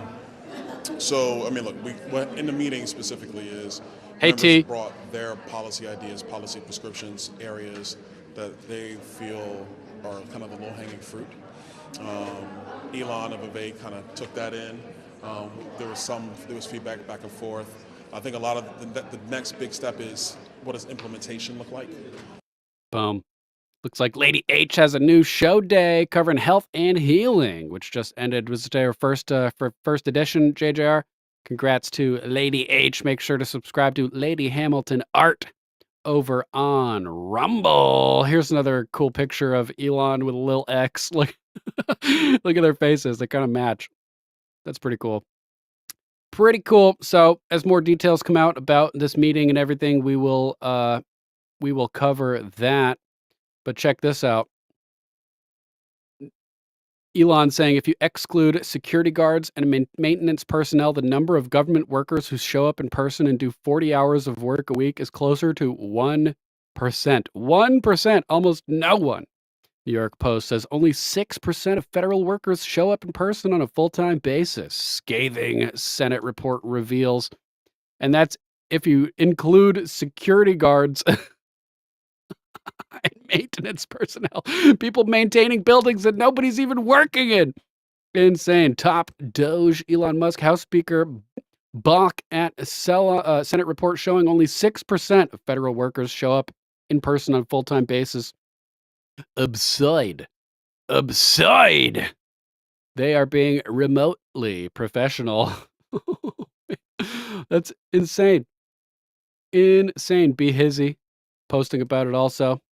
Speaker Johnson said one of the first major actions President Trump and Congress will take will be to force federal employees back into in-person work. He said currently only around 1% of federal employees actually come to the office to work. That's wild. Why are we even paying taxes again?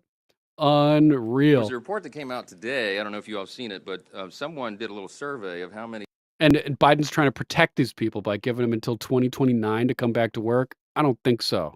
We're going to mass fire 99% of the federal government now, apparently. Federal employees are actually working in the office. By one estimate, it may be about 1% if you don't count the security personnel that are covering these buildings. That is absurd, and it's not something the American people would stand for. And so one of the first things that I think you'll see is a demand from the new administration and from all of us in Congress that federal workers return to their desks and get back to the work that they're supposed to be doing. I think that is common sense. What you're going to see here, the overriding theme here, is a return to common sense and a return to accountability and efficiency in government. I think that's going to serve the people well. There was a report that... So you mean common sense will no longer be censored? My show title's going to be obsolete? God. Ugh, damn you. Damn you all to hell. How about this one? We got a positive review over on patriots.win yesterday.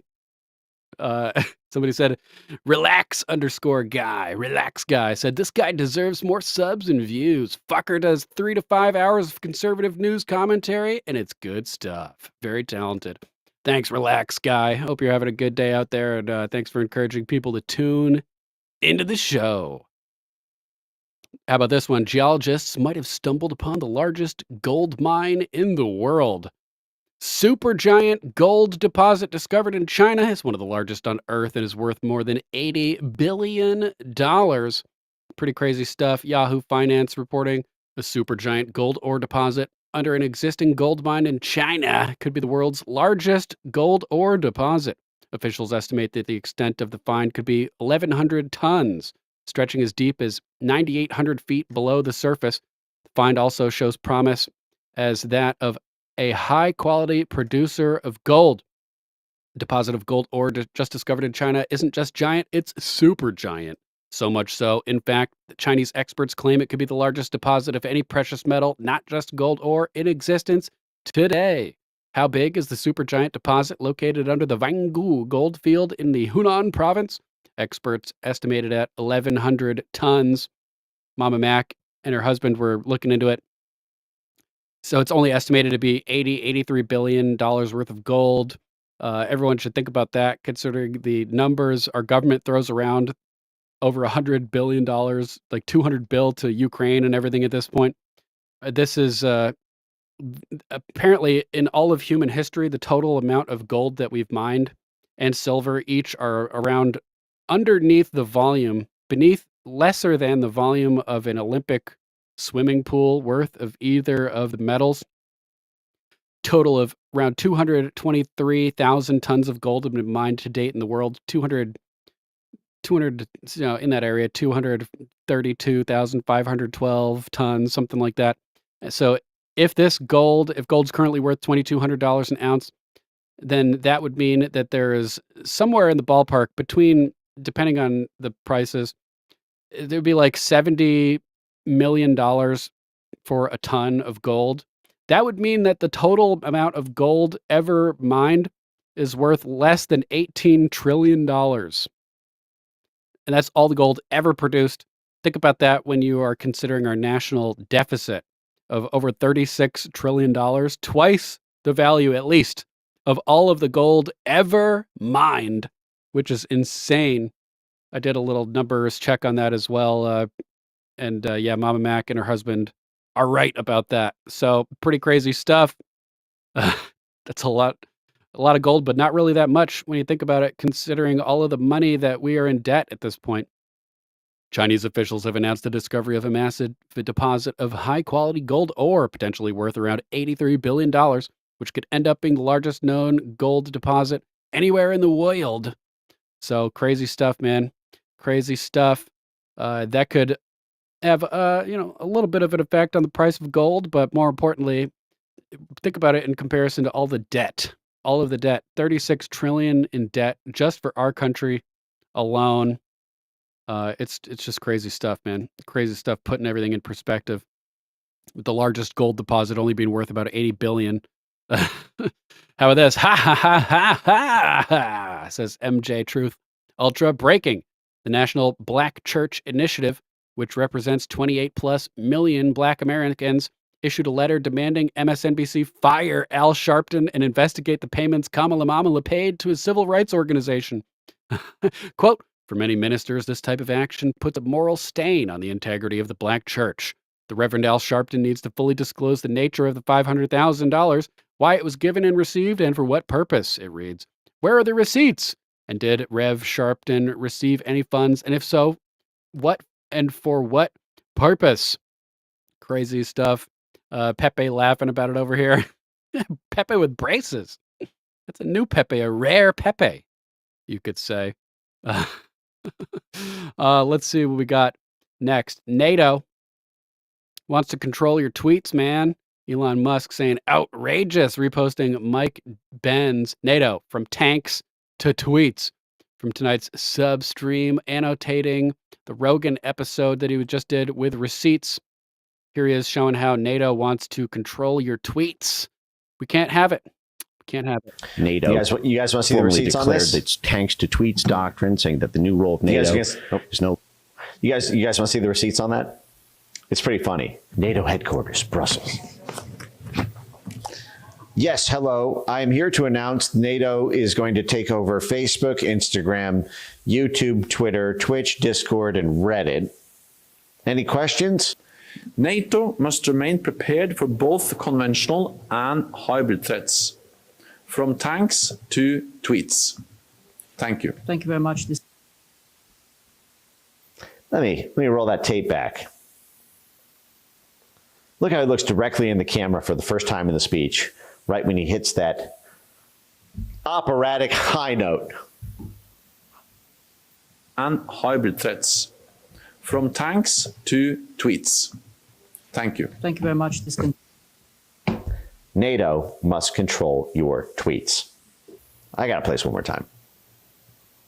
Both conventional and hybrid threats, from tanks to tweets. You motherfucker! Thank you very much. This concludes this. How can you say that? How can you say that? How can you just sit there as a fucking military official and say that? Yeah, I wanted to put that on a Jumbotron. Yeah, I wanted to put that on Rogan. Fuck, why didn't I put that on? Well, I should have stopped and said, pull the clip. The world needs to see this. This is the head of NATO, the General Secretary of NATO, sticking his wang in your face and saying, We are the media now. Sorry, whiskey. Not NBC, not CNN, not the New York Times. Fucking NATO. We have the full range of tools to address these challenges. NATO must remain prepared for both conventional and hybrid threats, from tanks to tweets. Go fuck yourself. How is that? I mean, that has been allowed to stand for 5 fucking years. Technically 8 fucking years, okay? Then you look at the hybrid 17.9 million views on this video so far, Bulldozer. warfare addition to the NATO charter in Warsaw in 2016, the month after Brexit. Damn, I should have put that on the Jumbotron. Damn. So yeah, fuck NATO. Are we all on board with obliterating NATO yet at this point? I think we probably should be. Screw NATO, man. These people are pure evil. We got another video with a lawyer talking about the big wrinkle in the Hunter Biden pardon. Everybody missed it. We didn't miss it. We posted Jack Posobiec postulating on this idea, but these pardons effectively eviscerate Hunter Biden's Fifth Amendment protections. So let's listen to this guy talk about it. I like his intro here. It's pretty funny. Did y'all miss me? Y'all miss me? Let's talk about Joe pardoning Hunter and the wrinkle that nobody has picked up on yet. Not a single person I've listened to on the radio or anything else has picked up on this. I am a lawyer, not your lawyer.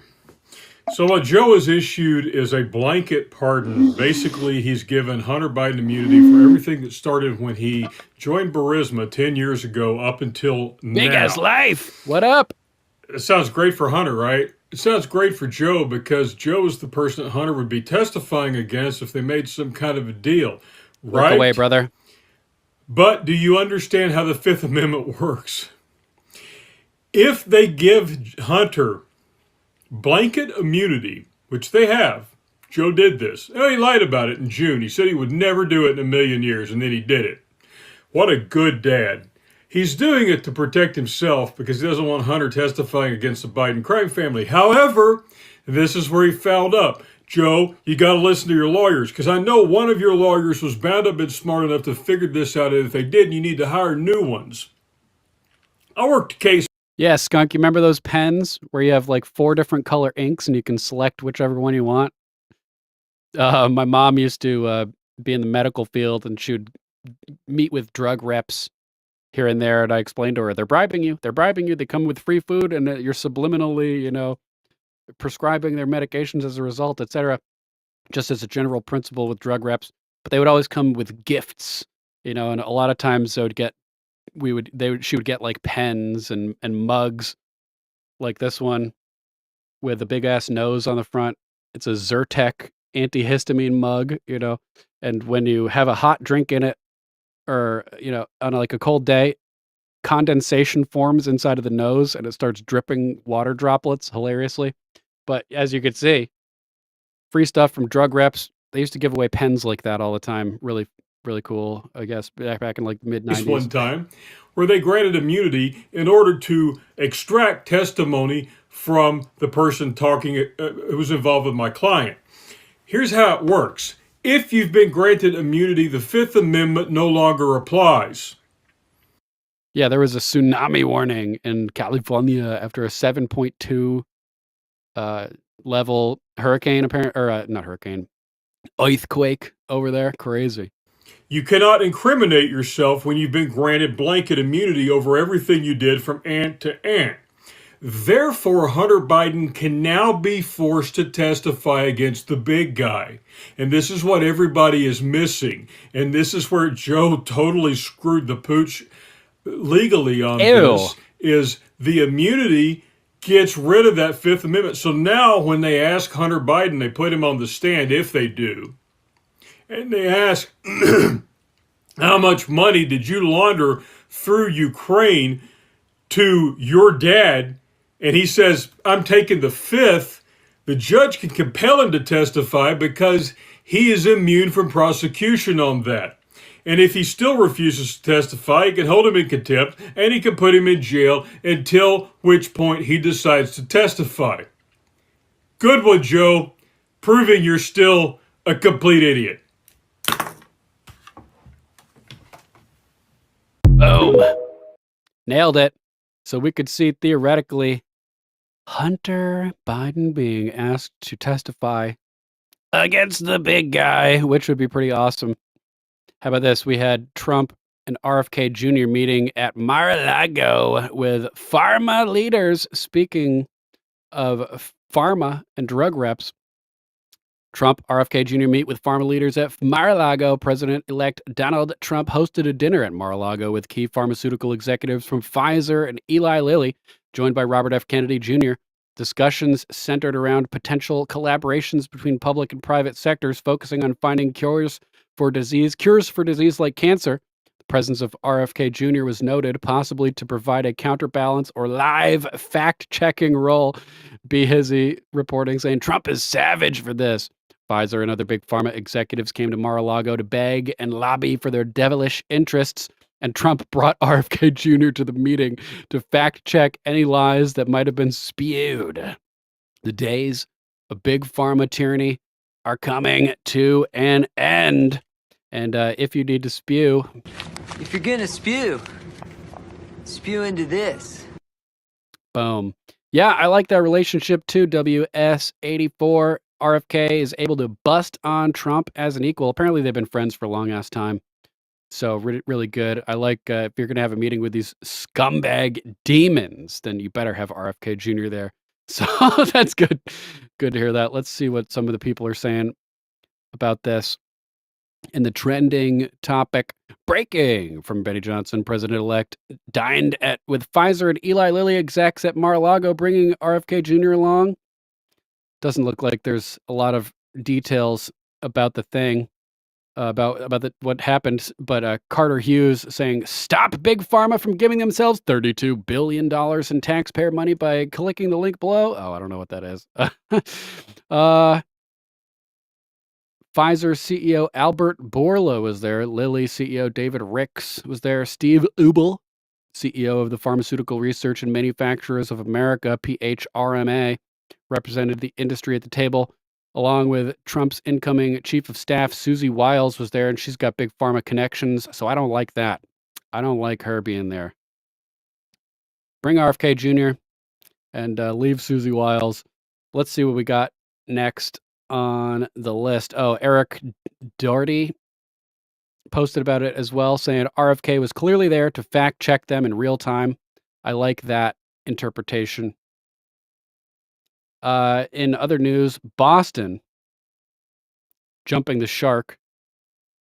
The Boston Council reaffirms sanctuary city status. On December 5th, 2024, the Boston City Council unanimously voted 13-0 to reaffirm the Trust Act, reinforcing Boston's status as a sanctuary city. This act prevents local law enforcement from detaining individuals based solely on immigration status, aiming to protect undocumented immigrants from federal immigration enforcement actions.